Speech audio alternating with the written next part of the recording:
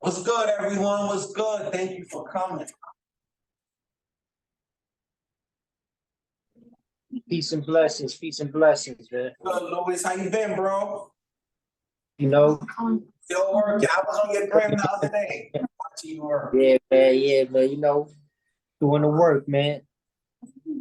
Always to do, man. Definitely.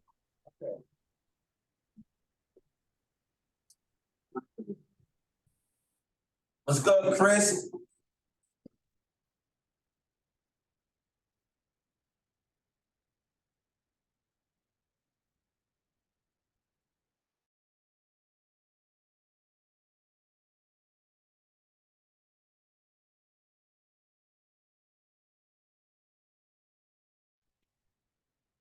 Am I here?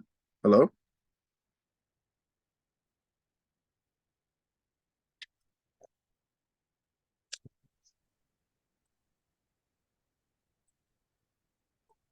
What's going on, y'all? How y'all doing?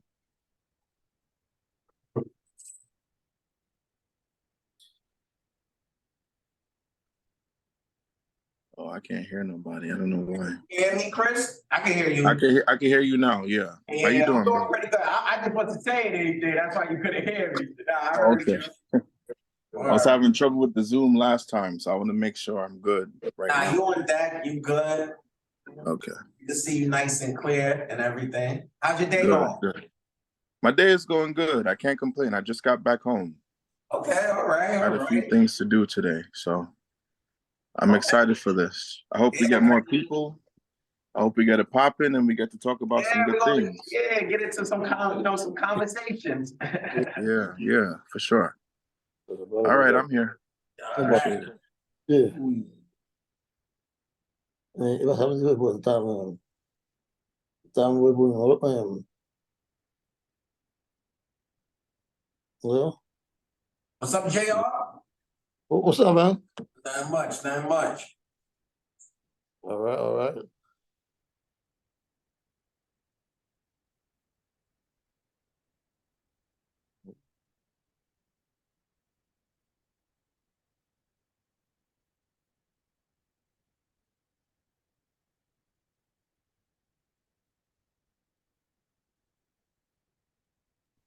What's good, fellas? What's good, Jeff? Good to see you, bro. Yeah, everything good. Just maintaining, that's all. Okay. When you taking the T-Rex out? The weather's about April to be 1st. nice. April 1st? Yeah, I'm gonna bring it out in April. Okay. That's what it is. Yeah, for sure. Word. I've been seeing, I be tapped in on everything that you're doing. So Yeah, we're about to let the world know. no question. What's up? Yeah, definitely.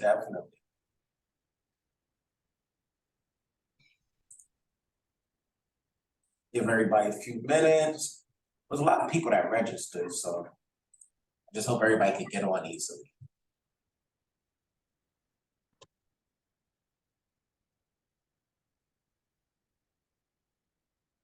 What's up, Louis? What's good, Jack? It's good. Everything good. You know it, man.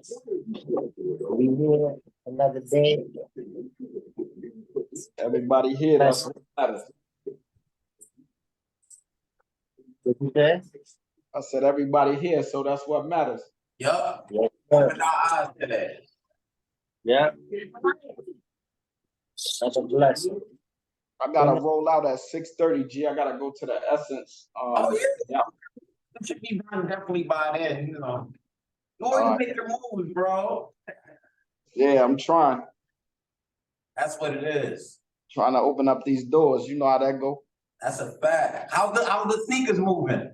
Yeah, they moving good.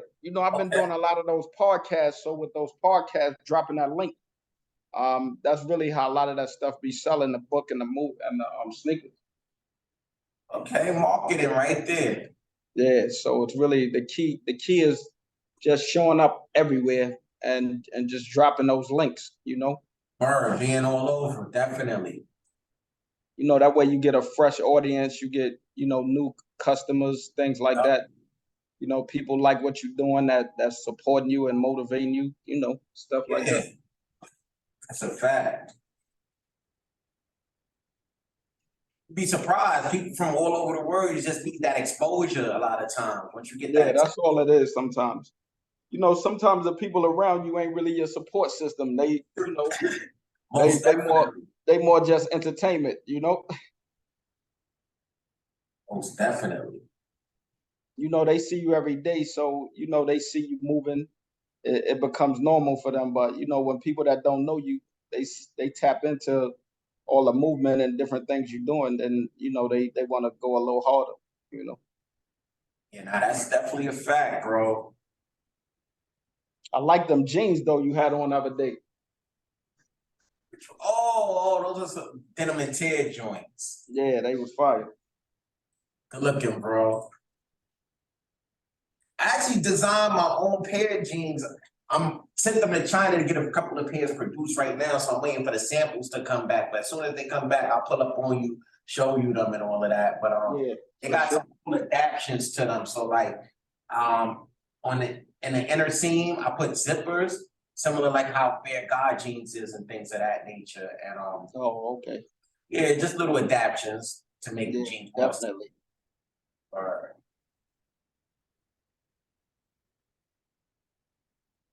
We gonna text you. Go real quick.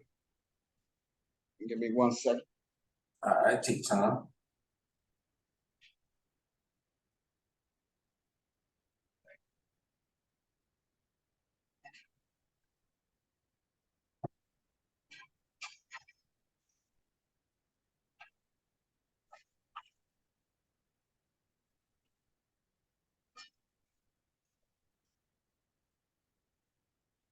And let me start.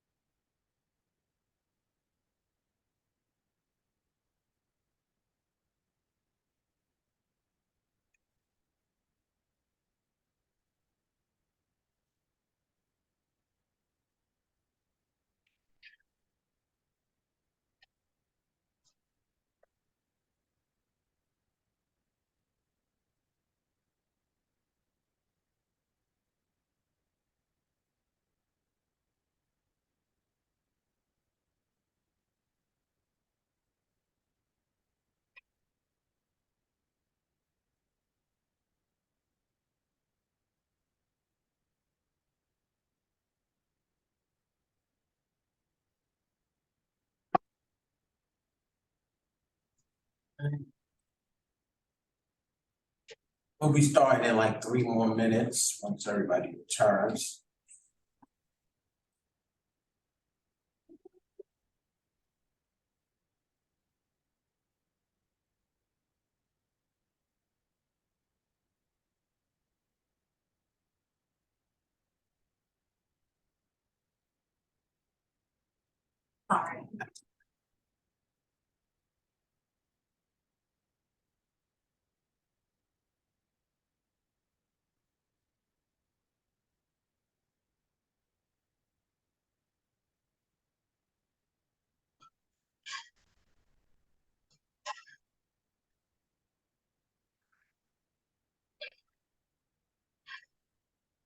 Give everybody a few more minutes and then we'll get started.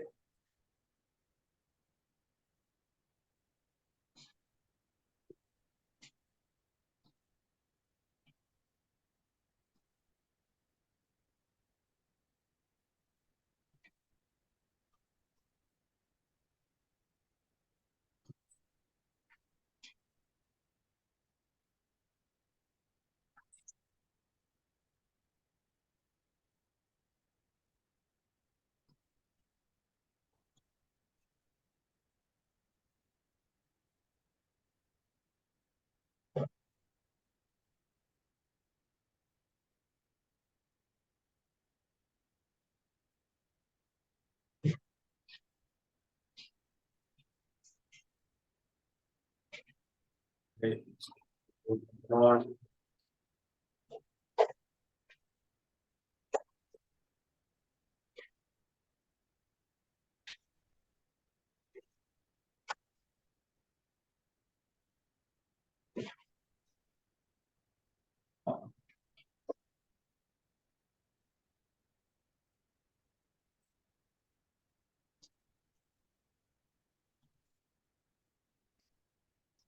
right, I'm about to start up in 2 more minutes at 35.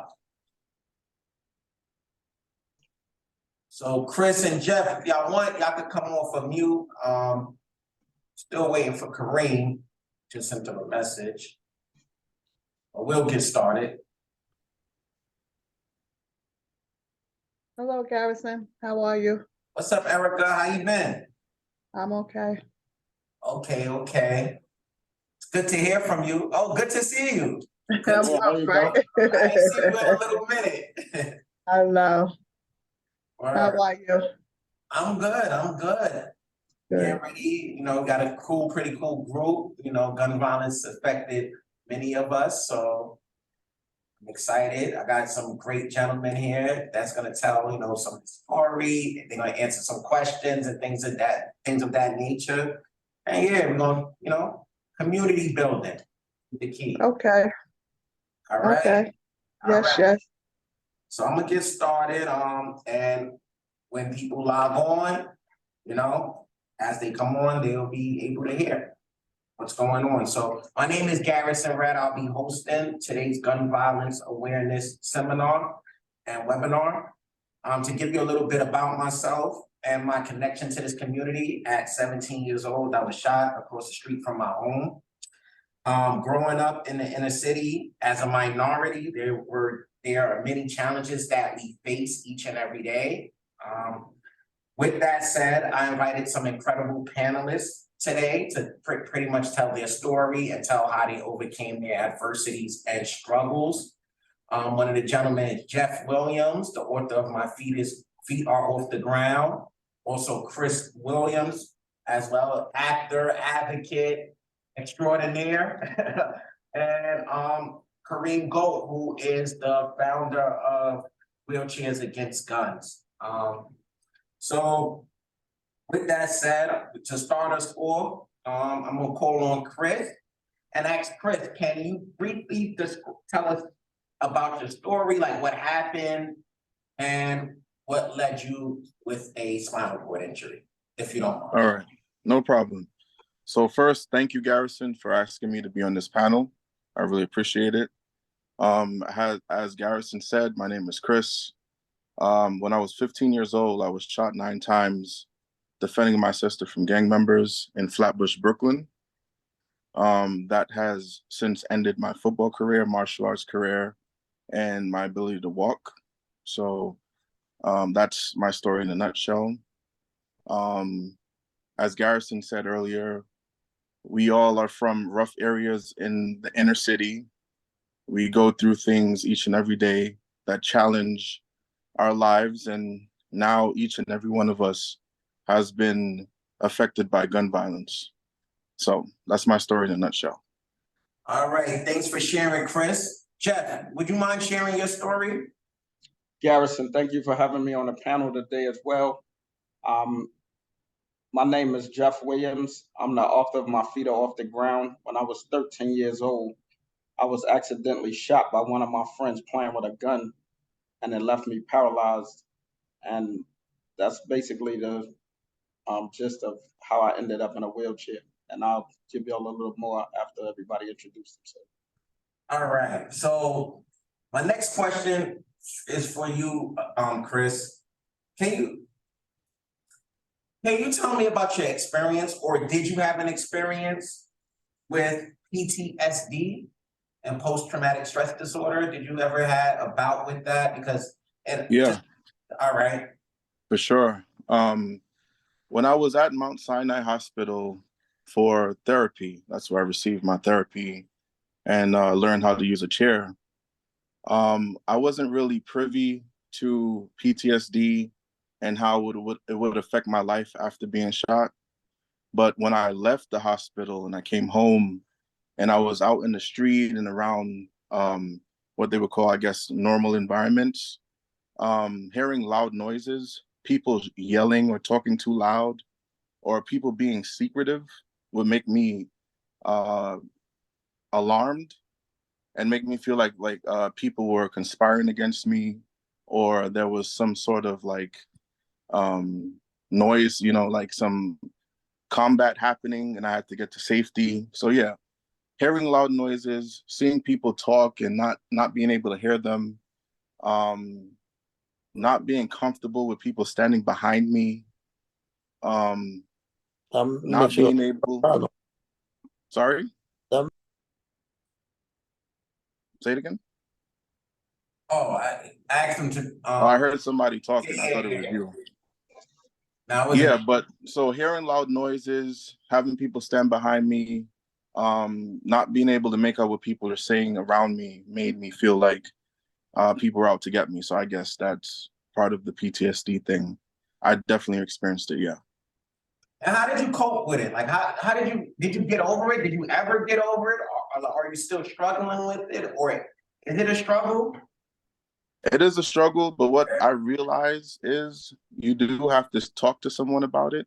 Okay. And people have thoughts and bad thoughts about going to see a therapist or going to see somebody that is, we went to school to talk to you. But I would say, like, if you have a close friend, like a best friend, if you trust family members or you got a significant other, I would say talk to them about it. Um, Catharsis, like expressing your feelings about it, is very healthy. And that's how I got over most of it. I'm not going to say I'm over it, but it still pops in and out of my life every now and again. But I would say talk about it. Try to Yeah, talk about it a lot. Yeah. I feel you. I feel you. I attest to that as well because when I got injured, I knew that I had to ultimately go back to the same environment where I got injured at. When I got shot, it was across the street from my home. So it was like my parents wasn't, affluent enough to be like, oh, we could just move. It was one of those things where I had to go back to the actual place pretty much where I got shot at. And, you know, when you with a spinal cord injury, and like at the time I got shot, it was 2005. So I didn't know anybody that ever used a wheelchair or used a wheelchair in the community. So, it could be a bit difficult to just, transition. And then having the PTSD, no, but at the same time, you have to go back outside. Like you have to go back in the community. You can't just stay in your house. So, I mean, that was somewhat of a challenge, but the way I overcame it is just trying to stay busy and taking myself away from my neighborhood, going just different places outside of the neighborhood, open my eyes up to a whole new world. And so that's kind of like how I dealt with the PTSD issue. Jeff, did you experience any PTSD in your case? My case was a little different. I got shot in 1982. This was like before ADA and things like that came out. And I had a good support system with my family and friends. And like you said, going back, to society, getting out the hospital, going back to a school that wasn't accessible, wasn't no elevators. My classmates had to carry me upstairs to my classrooms. There was no bus lifts at the time. The city was completely inaccessible, and there were no laws in place that demanded ramps and accessibility. So a lot of my challenges was more trying to navigate around how can I do this in this wheelchair, and being the only person in the school in the wheelchair. And mostly everywhere I went, as far as like school activities or anywhere I was, ended up, I was the only person there in a wheelchair. I went to Sacred Heart Middle School, and I went to Cardinal Hayes, a Catholic school in the Bronx. And throughout that journey, to prevent myself from becoming, stressed out and things like that. Like you said, I stayed so busy. I basically tried to stay so busy that by the time I came back in the house at night, it was time to go to bed just to keep my head clear of thinking about all the things that I lost and the fact that I couldn't walk anymore. And I just start channeling that energy from what I can't do to the things that I could do. And, using the resources I had left and the bodily functions that I did have left to try to mastermind a way around it. Instead of saying, I can't do this, I can't do that, I pretty much just said, how can I? And that's what led me to my success story. Awesome, awesome. Can you tell us a little bit about the book that you wrote? My feet are off the ground. We see it in the background and all of that. I know you do a host of things, but I want to know what made you write a book to tell your story, I wrote the book mainly because I held this story in for 40 years. And as time went on and I started interacting and seeing more people in the world that was coming outside, that was, getting back to a normal life and trying to, be productive in society and breaking down doors and barriers. It was something that was so important for me because, even trying to find a job when I first decided, I got out the hospital, I got my disability check, and I just wanted more out of life. And then I decided, what is this journey going to be like? I'm going to go try to find a job. Will I not get the job because I don't have the skills, or will I not get it because people aren't comfortable with how I look? And when I navigated through these things and I ended up landing a job at a Fortune 500 company, I've been there 27 years. And then I became a real estate broker. I started knocking all these doors down, and I just wanted to tell this story to the people who are recently injured, or some people who struggling with their injuries, to say that, life can go on, and no matter what our situation is, you still the same person. You still who you want to be. Your dreams don't have to end with your injury. And there's so many things that people tell us we can't do, but we have to make them wrong. We have to prove them wrong. We have to let people know we still here and we want the same thing y'all want. And that was one of the reasons why I wanted to write this book, so people could read that journey and know somebody that looked like them, that been through what they've been through, have knocked these doors down. And as a unit, we all can help each other and continue to grow amongst our community to show the world that we here, and let's make a presence. Let's leave a legacy here. And that's a most fact. wrote that book. Yes. Well said, bro. I appreciate that comment. That was real right there, real. Showing the world that we so much capable of incredible things. A lot of times when you get injured initially, you feel like you can't do anything anymore, or the world is over. But like you said, it's all about showing the world what you can do. And you was injured in the 80s. I can only imagine what that was like, because when I was injured in 05, like you said, the city was pretty much inaccessible at that time. Like, I remember people used to come up, and for those that could, ambulate a little bit, they would take crutches and hop upstairs. It don't matter how many flights of stairs it was. So that was like back in the day with the braces and the crutches. You took those everywhere with your wheelchair. So, I attest to that. I applaud you, bro. Definitely. Now, Chris, I got a question for you, bro. How did you get into acting, and what advice would you give other individuals living with SCI that want to pursue a career maybe in acting, modeling, or something, media related?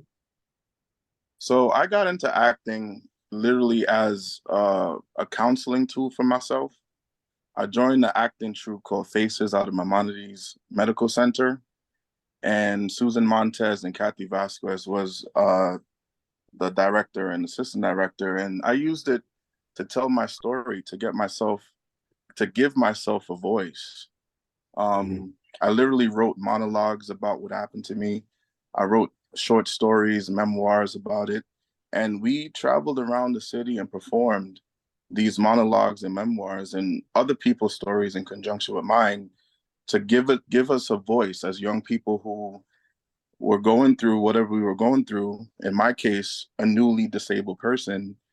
And it was really counseling at first, but then it turned into getting an agent, auditioning, and then landing roles like commercials, Netflix gigs, voiceover acting gigs. My biggest project, I worked with Spike on She's Gotta Have It on Netflix. I did 2 or 3 episodes of that. It lasted for 2 seasons, and I really just started using it for catharsis and processing my emotions through like learning myself through my disability, really. And then it just turned into something else.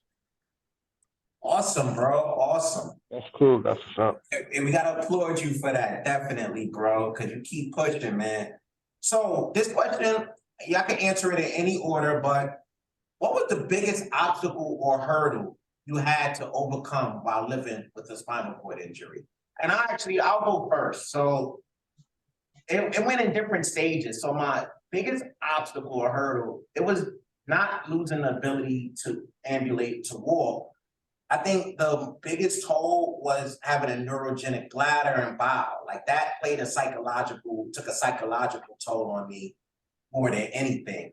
But I knew in order for me to live an independent life, that's something I would have to just adapt to and, take it for what it is.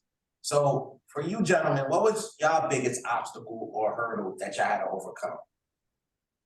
I think that's definitely one of the, having a disability to me originally, going from like all of a sudden your whole life change.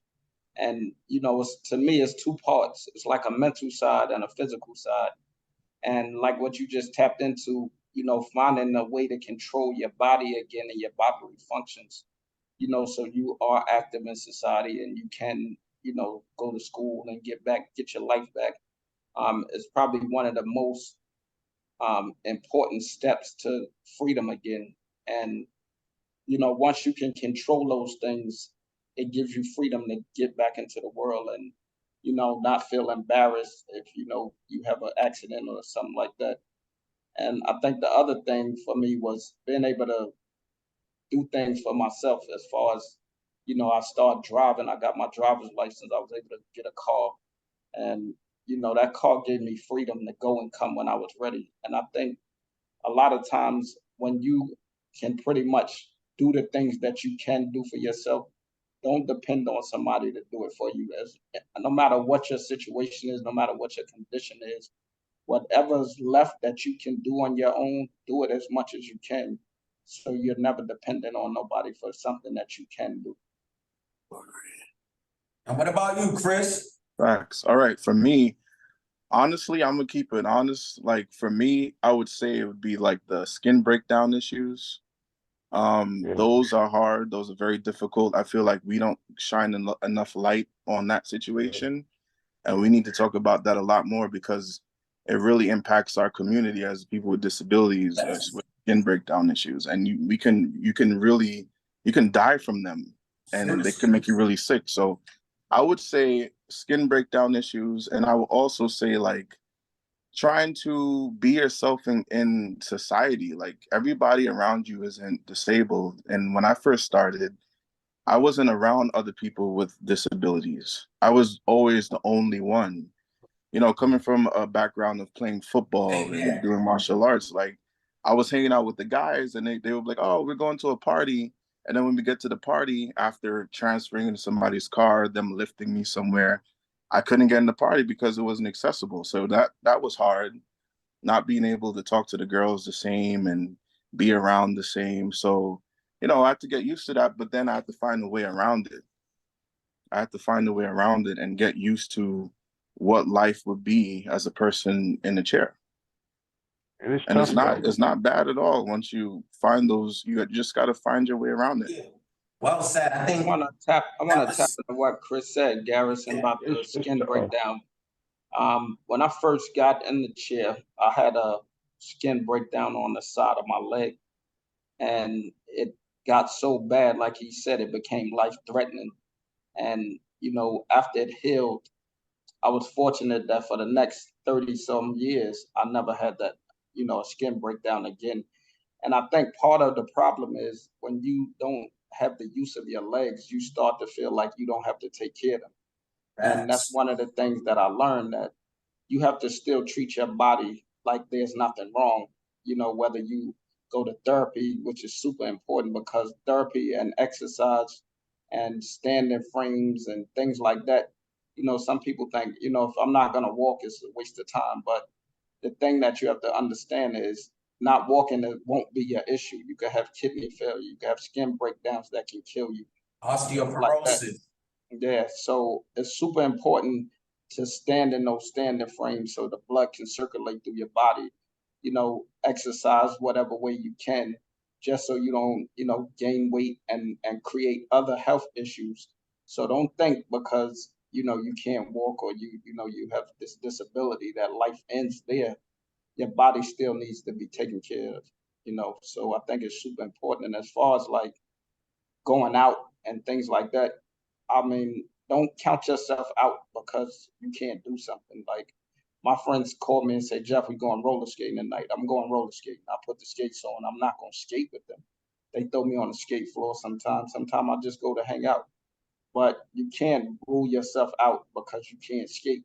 It's the same way people go swimming and can't swim. So stop putting barriers up that don't need to be there, because what happens is that night you decide to go skating, you meet somebody and that becomes your best friend. That becomes somebody that can make a difference in your life. So get out as much as you can, network as much as you can, and and always understand too that it's a two-way street where you have a disability and somebody that doesn't. They don't understand some of the things we deal with. They don't understand what we've gone through. So sometimes you got to open up and educate them on things so they, it's not that they asking you stupid questions. It's just they don't know. It's foreign to them. So one of the things I have to learn is that it's a two-way street. I have to reintroduce myself to the people that don't understand this lifestyle. And that goes into my next question, and I'm glad you Well, ended this it that way. How was you treated once you return back into your environment? Like, either one of y'all can answer, Chris or Jeff. Like, I'm online too. different.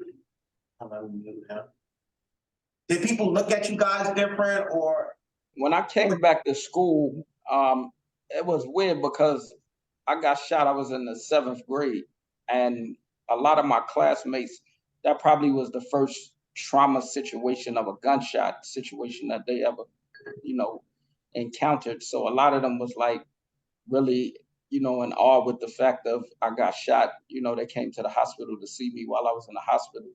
So they followed me throughout that hospital stay. So when I came back, they all welcomed me back. At first I was thinking I would have to go to a special school because I didn't have, the school wasn't accessible. They all stepped to the plate. We'll carry him up the stairs. We want him to be here. And they included me in every activity, everything that I could be a part of. And I was on a basketball team. I actually won the championship the year that I got shot. And, like Chris was saying earlier, you just have to be yourself and let people accept you the way you are and who you are. so? Yeah, I would like to elaborate on that. You hit on a lot of cool points, but so when I got shot, my mom's like, you got after you leave out rehab, you got 6 months to go to school or find a job. And she basically like, I'd rather you go to school and find a job right now, because you're young, go to school. And I went to school, I went to college, and when I was in college, I actually became like the cool person on campus. So the transition from me thinking like it'll be hard for me to hook up with girls, I didn't have that experience because all the girls wanted to know about me. They were mostly curious. So through curiosity, I will hook up with them.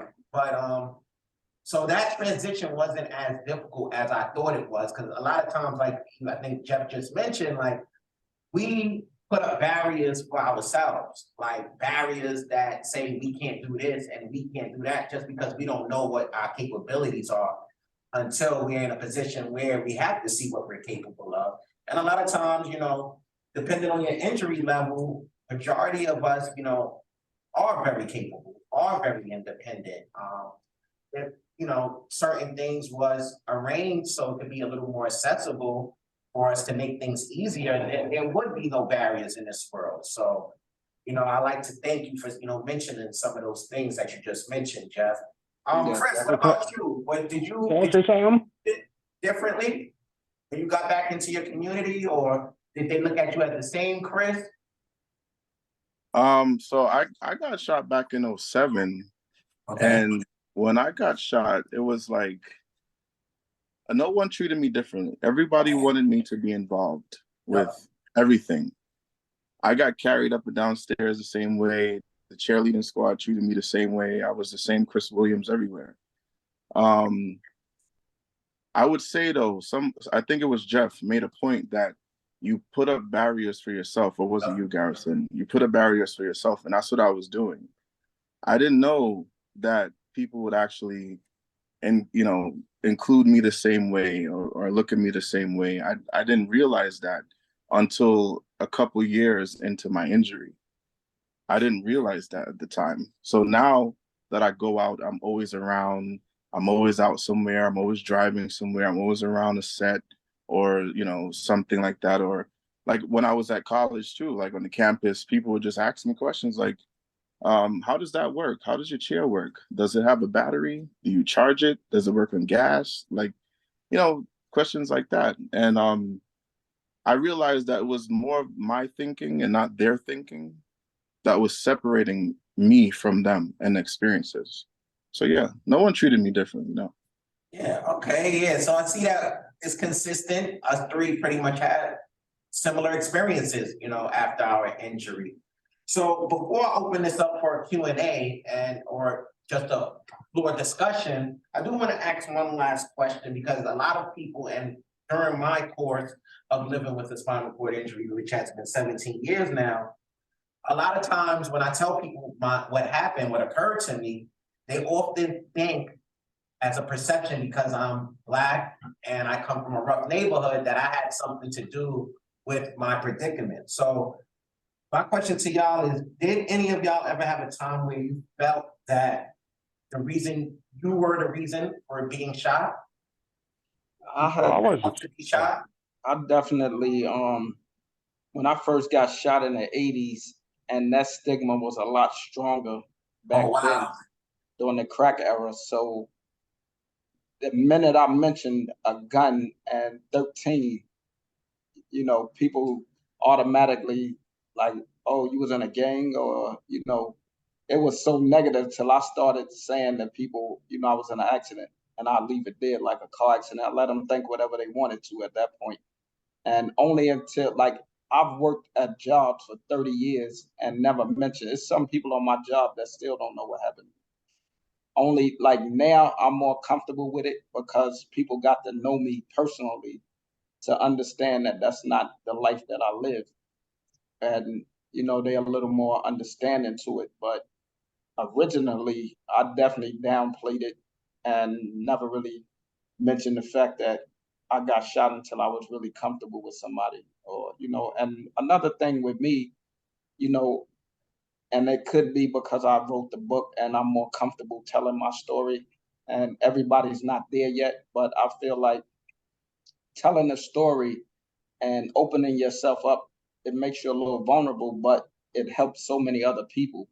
So sometimes it's not keeping your story in them. I feel like when you open up to people and you let them know who you are, they have a different level of respect for you. They feel like closer to you. They feel like, you've overcome something that most people With a that's folded even walking, right, that they can't overcome. So you become a role model in these situations and you don't even know it, because like what I was saying earlier, that we put up these barriers thinking everybody hate us now, nobody likes us. If I talk to a girl when I was walking, every girl I talk to is not gonna like me. So if I'm in a wheelchair and I talk to the girl, some people say no because they just don't like you, or they have a different preference. So, even in a wheelchair, you pick and choose who you like. So don't always feel like it's your injury or your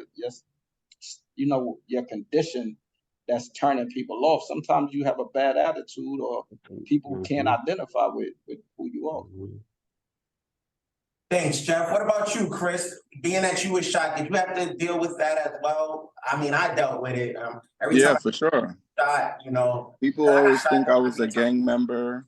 Some people would ask me if I was in the military. Some people would ask me, was it an accident? Was it this? Was it that? Of course, yeah. But I wasn't always comfortable sharing my story. Like I'm still kind of not comfortable sharing it because I don't like the assumptions that come along like with my story. But um, yeah, all the time. I get people that come up to me and try to guess, play the guessing game. But sometimes I educate, sometimes I feel like I'm willing to do it. I have the energy to do it. I'm in the mind space to do it. And sometimes I'm not, but yeah, all the time. All right, yeah, so it's pretty consistent, I deal with it all the time. Now I'm a lot more comfortable telling my story and telling, what I've been through, because I use it as a pretty much a pedestal, so people can know, like, life throw you lemons, it's up to you to make lemonade out of it, and it can happen, just like we see these mass murders each and every day, but nobody ever talks about the people that have traumatic injuries as a result of these mass shootings and things of that nature. So I tell them it's no, but school. So now I'm gonna open the floor up for questions and everything, or you can ask a question about anything you want to ask about, your injury, whatever the case may be. And if Jeff or Chris or I can't answer it, then somebody else on the call probably will be able to answer that particular question. So I'm gonna open it up for questions and answers and conversation. Just raise your hand and I will call on you. And Scoop got his hand raised, so I'm gonna call on him first. Scoop, you there? Yeah, I'm here. All right, your hand is up. You have a question? Yeah, man. I just feel so. I was pretty. Just saying some things like you guys were saying about the wounds and stuff. And when I first had my accident, I didn't really know. I was hit by a drunk driver on my motorcycle, so I really didn't know the form of sores and bed sores and all that stuff. So I didn't know about any of that stuff.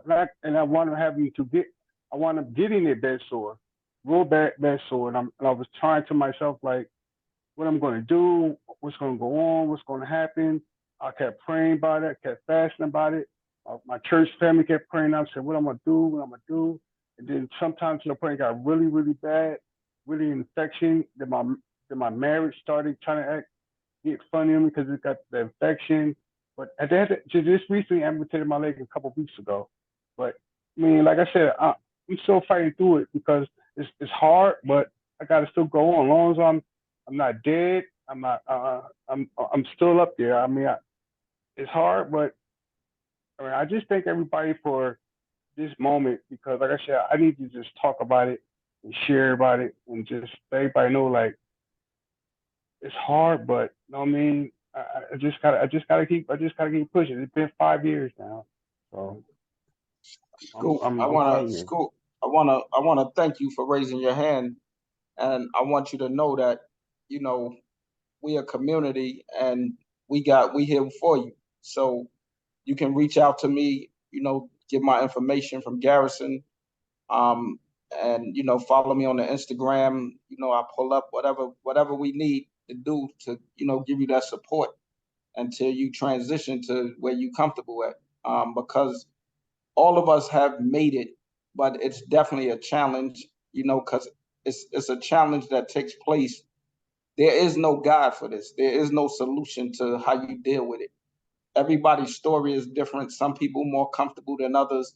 Some people it's new to them. I've been in a chair 40 years, so I'm like a veteran in it. So no matter how easy I make it look, no matter how easy I talk about it or how comfortable I am, I've been in that dark place, so that's one of the reasons why I'm here today. So if anybody on this call, you need somebody to talk to, you want to reach out to me, no matter what your situation, no matter what your condition, you got friends in this room, and everybody in this room, we working together here, and that's why we here. So when it's dark for you, we can be that light to get you through that next day, so nobody gives up, because if I would have gave up, I wouldn't be here now. And I've accomplished more in this wheelchair than I ever did walking. For So sure. no matter how dark it looks, just understand that some of the worst things that happen to you bring out the best person in you. Because I'm sure while you sitting there thinking about all the people that turned your back on you, and even in the acknowledgments of my book, I thank everybody that turned their back on me, because those was the people that made me go harder, just to let people know that you can give up on me, but I'm never giving up on you. Even when I first got shot, they told me I would never sit up again. And I'm flying planes. I got slingshot motorcycles, convertible BMWs, like everything they said I couldn't do, I already did it. So don't let people that fail you make you feel less than yourself. You know, that sometimes God exposed people like that. Sometimes that he let them walk away. So that makes you go harder, and you understand that they not ready for the journey. So when people ain't ready for your journey, it's better if they do get off board. Right. That's right. fact. That's a fact. Word. And Jeff, definitely drop your info. And anybody here, drop your info, your emails and stuff in the chat. So that way, you know, this is a community and that's what we build in here. So, you know, we all in this together. Yeah. So anybody else got like a question they want to shoot out there, something they struggling with, something they want to know more about? Also, I want to shout out my man, Luis Lopez. God Gives Blessings, Inc. Does some incredible work out here in New York City, motivational speaking and all of that stuff. So just want to shout you out, Luis. Definitely. Good looking, God. Good looking. Appreciate it. Yeah. So anybody else want to share anything like something they going through when they got injured, where they at? Hey, Lewis, Yo, what up? I think, can we get like 2 or 3 minutes of your Yeah, story? tell us a little bit about you. Tell a little bit about yourself, Lewis. Yeah, give us 2 or 3 minutes, because you done broke barriers that most people won't never break, you know? Yeah. Yeah, what's up, man? Peace and blessings, everybody. My name is Luis Lopez. Yeah, man, I was shot at 14 years old. I was brought up in East New York, Brooklyn. I was shot by my best friend's older brother. You know, I was running the streets early, you know. My pain and suffering didn't start there. It started before then, you know, growing up with just my mom. My mom was a kid when she had me. So, you know, she made a lot of mistakes as well growing up. So I ain't had no father figure in my life, you know. School was a place for me just to go eat. Cause, you know, times was that hard, you know. And, you know, and then as time went by, I got other siblings that came in my life in my life. So me being the oldest brother, you know, I felt I had to take care of them. And, you know, I started, like I said, running the streets early, making the wrong decisions, hustling, being raised by, you know, um, gang members and, you know, just, you know, it was crazy, you know, and I got hit and I thought my life was over. Like, you know, like a lot of us on this panel right now, you know, we went through that stage where we thought our lives is over, our lives didn't mean nothing. But you know, I overcame them boundaries, you know, and you know, I just, you know, I started God Gives Blessings. Um, I started with Kareem Nelson with Wheelchairs Against Guns, 2013, and doing work with him, and you know, and then you know, I started doing my own. I got married. I had a son, you know, and I started doing my own thing. I started God Gives Blessings, and you know, it's a nonprofit organization dedicated to ending gun violence, domestic violence, all violence, man. You know, and you know, we here to work together, man. You know, and I share my story. Just you know, I've been through it all, man. You know, and I'm still going through it, but every day we wake up is, you know, is a blessing, man. And you know, and we got to make the best out of it, man. I know it gets hard. I'm paralyzed from my neck down. I wish I could just jump in a car and take off and do what I could do. You know what I mean? Like some of y'all could. But we got to deal with what we got to deal with, man. Life is what it is. And we, you know, got to make the best of it, man. We still alive. We still breathing. And you know, we got to thank God for that, man. Because no matter how bad our situation is, there's always somebody in a worse situation, man. Believe that, man. You know? And like we said, you know, we all living with the same, basically, you know, going through the same situation. So we gotta be a family. We gotta be here for one another, man. You know, help each other. You know what I mean? Like you know, we gotta break these barriers and help each other, man. And you know, make this change in our community, man. Because you know, I got a 6-year-old son. I don't want him to ever go through and ever see nothing I went through. You know what I mean? Nothing I'm going through, you know, and you know, I didn't think I could be a father or ever be a father, and God bless me. You know, I changed my life, and when you do good things in life, man, and you change your life, God blesses you, man. And I believe that strongly, and you know, He blessed me, and I'm being blessed every day just waking up, you know, and being able to be a father, and you know what I mean, and word, man. Yeah, nah, thanks, man. Thanks for sharing, bro. Yeah, many people don't know, probably, just looking through the screen or whatever, but yeah, Lewis have a C-level injury, and my man's does everything. Like, you just heard him, he does everything. So, like, with that said, for anybody, that's a testament to anybody that, have a lower injury, gotta continue to go Word. hard. The world is not over. There's always, like he said, there's always somebody doing worse than you. And that's one of the things that I try to emphasize, at least to the people that's newly injured. Like, it always could be worse, it always could be worse. But you take what you have and build on it and try to be the best version of yourself. That's all you owe yourself, is that Yeah, part. one more thing, man. Yeah, I'm also an author too. I got a book. talk about it, yeah. The bullet that saved my life, man. That's the name of my book, The Bullet That Saved My Life. I named it that because I truly believe that bullet saved my life, man. Because the things I was doing, the way I was going at that age, at a young age, I could imagine what I would have been doing at 16, 17, 18. You know what I mean? I wouldn't be here today, man, talking to y'all today, man, if that bullet didn't hit me. I mean, I'm not happy it did, you know what I mean? I wish it would have went another way, but I'm here, man, and we all here. Everybody, there's 19 of us on here, man, and we all blessed. Yes, we all We got a all second blessed. chance at life, and we got to take advantage of that. So, there's days that living with a spinal cord injury sucks. We all know that, but there's days just living, is not the best day. So, with that said, I roll with the punches. I know that there's going to be good days and bad days, but I try to make my good days outweigh my bad days.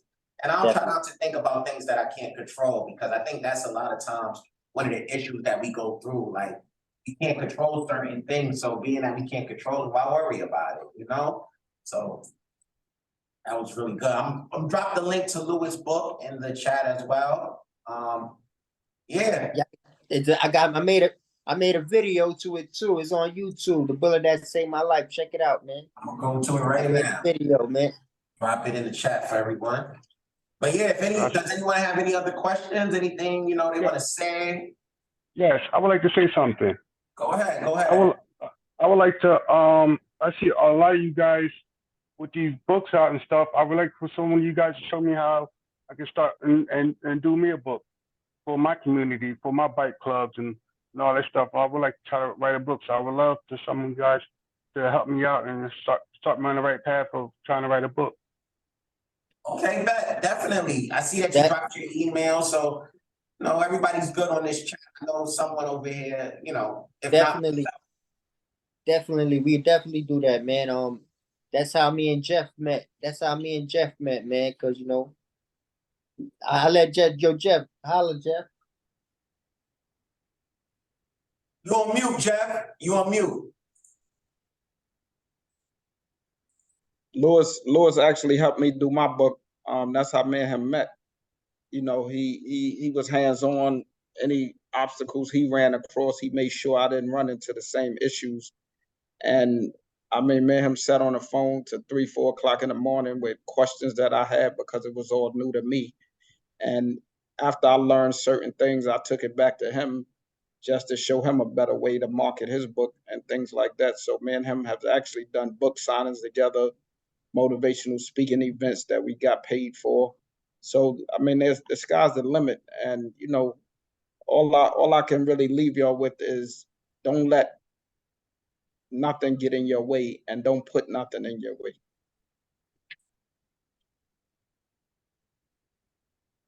Thanks for that, man. Thanks for that. Yeah, so you got the resources here, Scoop, and I appreciate it, man. That's the only way this community is gonna grow is by each one helping each other, achieve their goals and things of that nature, because we're our support system. So, that's how we're gonna succeed, that's how we're gonna move forward, and that's how we're gonna bring awareness to everything that's going on in society that's affecting us. Because it's different down here where I'm at. I'm in the South right now. I moved to South Carolina, and man, you like rolling around in my wheelchair, man, I get stopped many days.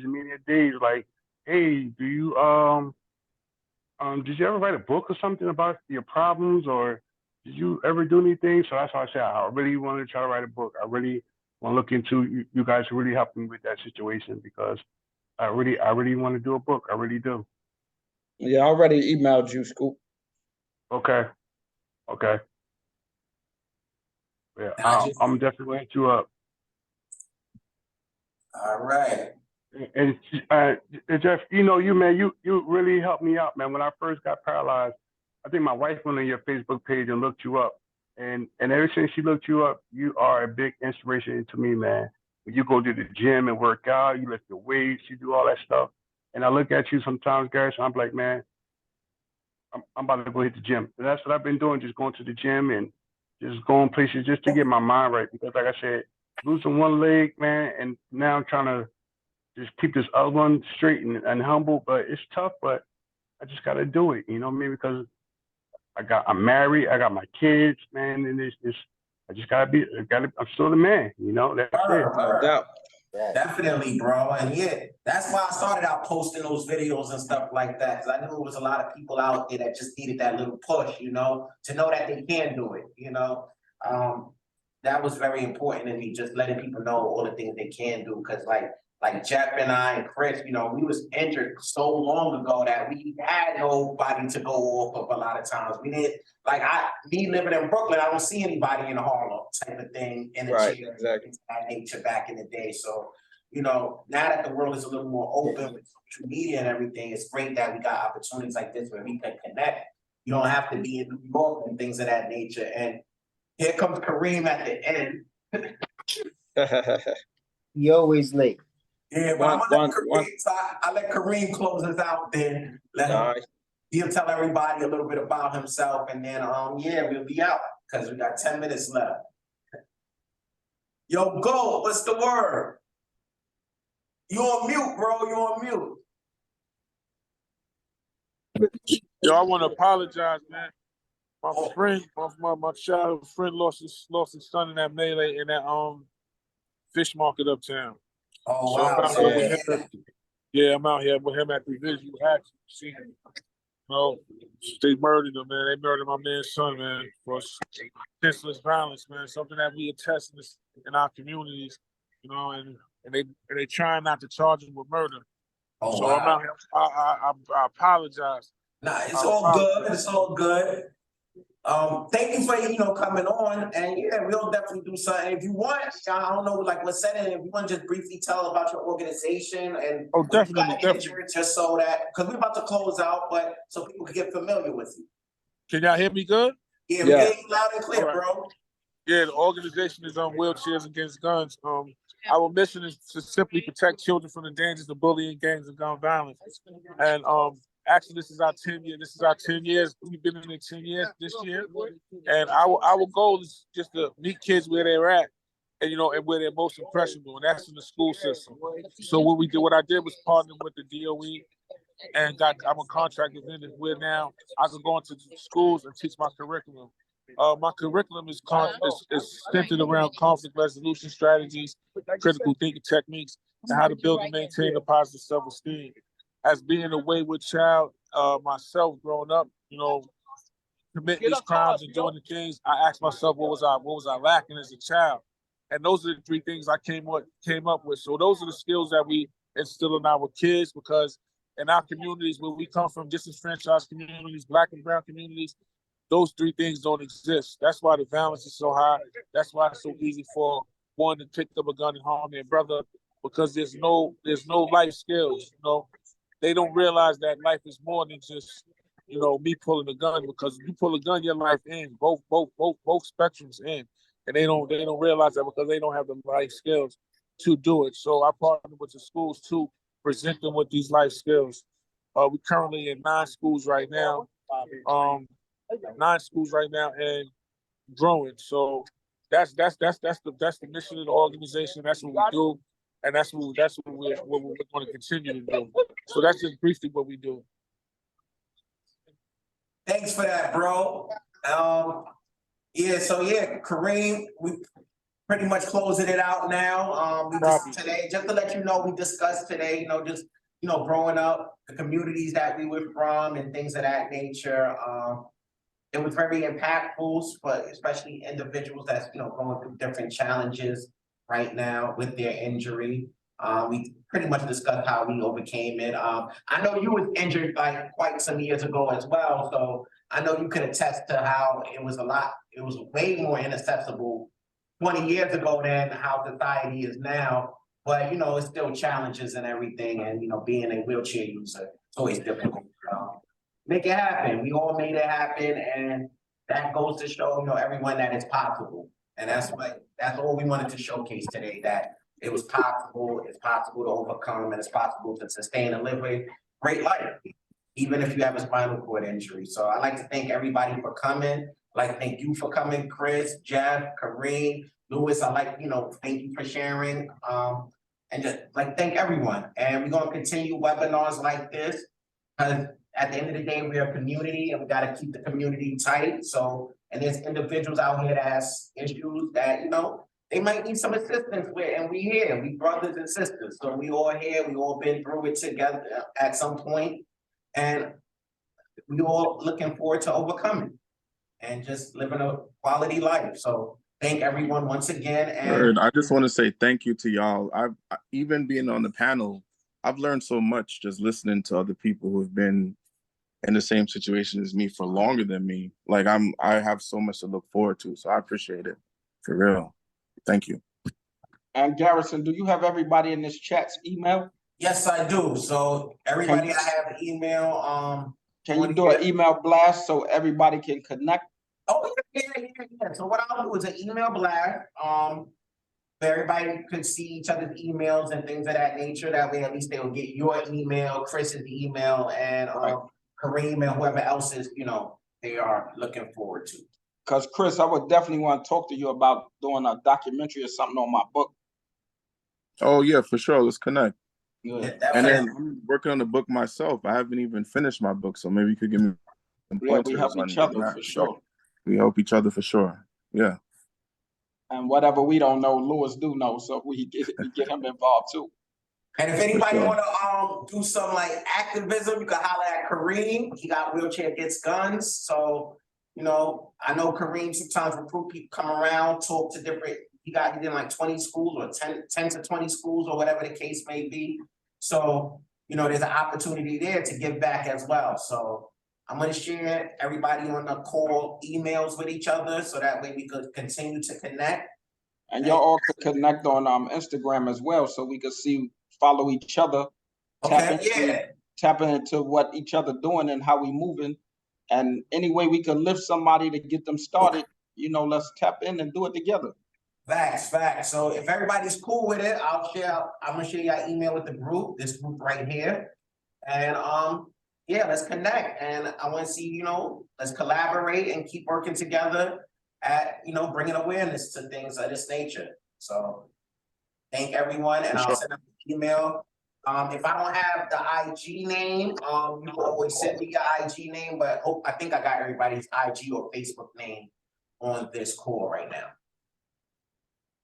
All right. Garrison, thank you for putting it together, and congratulations on. I think we all need to give Garrison a round of applause for bringing us together, and the fact that he's one of our role models with this Olympic situation.